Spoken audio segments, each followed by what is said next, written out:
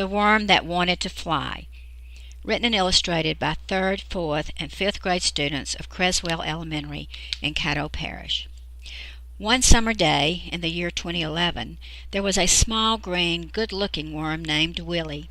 Willie Worm was a very happy and friendly worm with beautiful blue eyes and 8 tiny happy feet.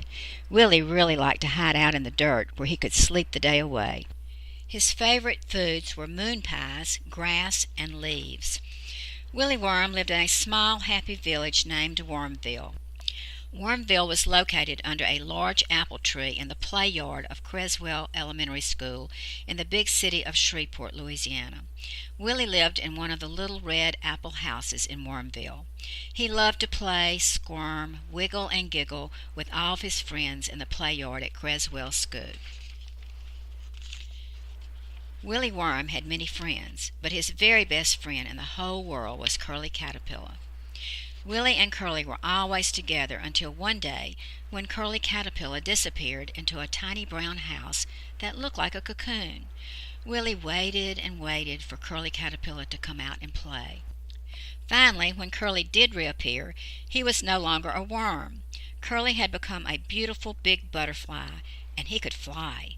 As Willie watched, Curly flew off into the big blue sky. Willie wished with all of his heart that he could fly like Curly. Suddenly, Willie Worm realized that Curly Caterpillar had grown wings when he disappeared into the little brown cocoon house. Willie decided that in order to fly, he must disappear into a little brown cocoon house.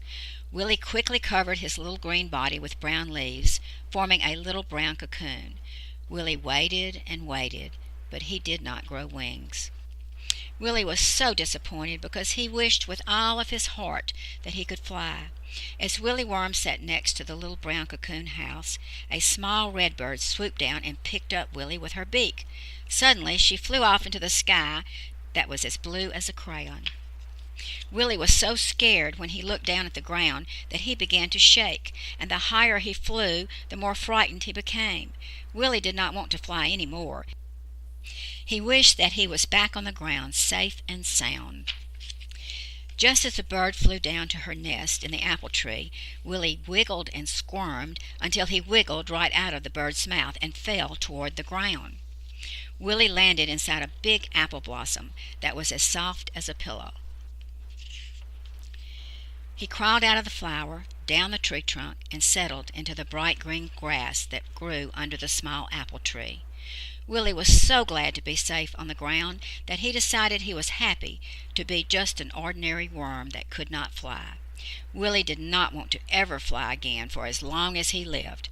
Willie had learned a very valuable lesson. He smiled and said, "A worm better be careful what he wishes for." The end.